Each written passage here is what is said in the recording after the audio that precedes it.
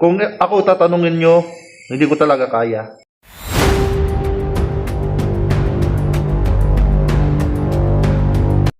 Yan. Pasensya na po sa mga sinasabi ko pero totoo po ito. Ako'y nananahimik lang. Talagang matagal ko itong inantay ng pagkakataon na mailabas ko ito. Kasi matagal na ako nagtitiis eh. Matagal na ako nagtitiis rito sa landing pad, sa totoo lang. Magandang araw po sa inyo lahat. So, dito ako sa landing pad. So, may important lang ako sasabihin sa inyo. At talagang hindi ko na kaya. So, maglalabas po tayo ng baho po dito sa landing pad. Yan. Tahimik lang ako pero nagtitiis lang ako eh. Kapag talagang ang baho ay sumisingaw na. Yan. So, mamaya ilalabas ko pa ang baho dito sa landing pad Naga.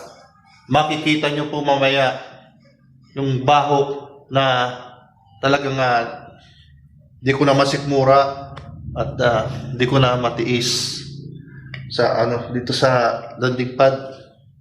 Kasi bilang ambassador, wala ang pangalagaan ng mga landing pad. Pero at this moment, talagang ilalabas ko na talaga. Sa mga nanonood po, totoo po, narinig nyo po, ilalabas ko po talaga yung baon. Aalingasaw na magugulat kayo dito sa landing pad Naga. Kayo mga nanonood, pwede nyo i-record to, i-share tong video ito. Di mas maganda. Diba? Mas maganda. Mas maganda i-share at maraming malalaman nila ang lahat na ang baho ay sisingaw na dito sa landing pad. So, bahala kayo. Mag-comment kayo. Kung ayaw nyo panoorin, nasa sa inyo po yan, itong video ito. Sana mapanood nyo itong video ito at makikita nyo mamaya-maya yung baho na ilalabas po natin dito sa landing pad. Ayan, so ngayon nga nakatakda yung araw na aking ipapakita ko sa inyo. Kung ako tatanungin nyo, hindi ko talaga kaya. Kahit kayo mga nanonood, pag umalingasaw yung baho, hindi nyo masisikmura kapag ito ay nadiscover nyo.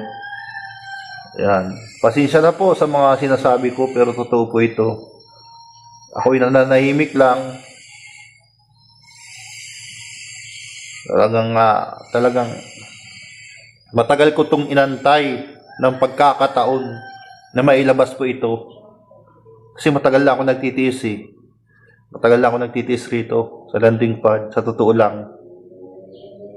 First time nyo po makita si Sagap TV na ganito na maglabas ng ng saloobin. Diba? First time. Hindi naman ako ganito dati. Pero first time nyo po mapapanood. Tama po, narinig nyo po kanina. Ito po yung araw na nakatakda na ilabas ko po ang umalingasaw. Ito pong araw na to. Tama po, narinig nyo. Ako po ay seryoso po. Di po tayo nagbibiro.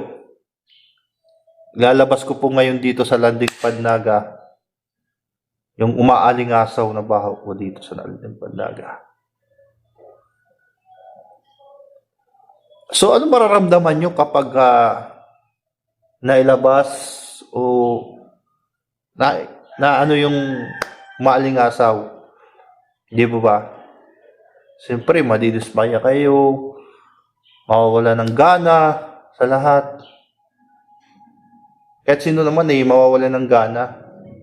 Hindi ka makakain ng maayos. Diba? Hindi ka makatulog. Kapag ito ay na umalingasaw na at nalaman mo. So ngayong araw na to ay nakatakda na. Ito pong sasabihin ko po sa inyo na talagang hindi ko na talaga kaya. At hindi ko na matiis talaga itong bahong ito. na aking ipapakita sa inyo. So, yan. Samahan niyo po ako at isasabihin ko na po. Yan. At sa mga nanonood po dyan, mga basher po dyan, panoorin mo muna yung video bago kayo comment na hindi maganda. Kasi dito natin makikita kung ang tao talaga ay nanonood or hindi. Kasi base sa comment, na-react agad. Di ba? Totoo naman talaga eh. So, ito na po ang takdang araw na ilalabas ko po ang bahong umaalingasaw dito sa landing pad na. Ito na nga po yung kabulukan dito. Yung mga bulok ay ating alisin natin dito yung mga bulok. Yan. Nandito yung mga bulok na ito yung mga baho na umalingasaw sa landing pad. Ito, labas na natin itong bahong ito. Hindi ko na po kaya. So ngayon po nakatakda po yung pipick upin po yung basura para yung alingasaw ay hindi na kumalat dito sa landing pad. So yan. Basura. Yan. Ayan po yung mga kabulukan, yung mga bawang sibuyas.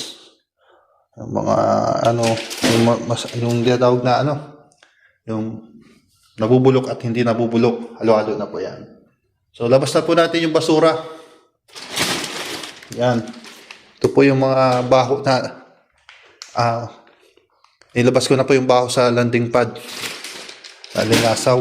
So alisin po natin yan. Tapon na po natin yan. Basura.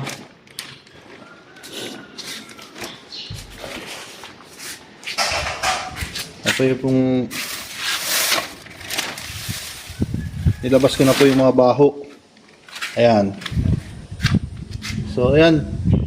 Ito po ang naalingasaw. Basura. So ngayon po nakatakda na schedule kaso late na ako pumunta kasi may mapunta pa ako sa tindahan. Kasi may magde-deliver ng cook. Tingnan natin kung nandyan pa ba yung basura ng iba. Kasi ngayon naka-schedule, baka late na ako kasi na ako nakapunta dito. Alas 10:30. So, tignan ko po kung may basura pa doon. Doon ko itatapon yung mga basura. So, paalala po sa mga itapon po sa tama at yung nakatakdang schedule ay sundin. So, meron dito nga naka-schedule nga lang may oras. May oras yung pagtapon ng basura. Yan. Pero tignan natin kung may basura doon naka-imbak sa labas. Ibig sabihin, wala pa yung truck na dumadaan. So, yan. Puntahan natin yung basura.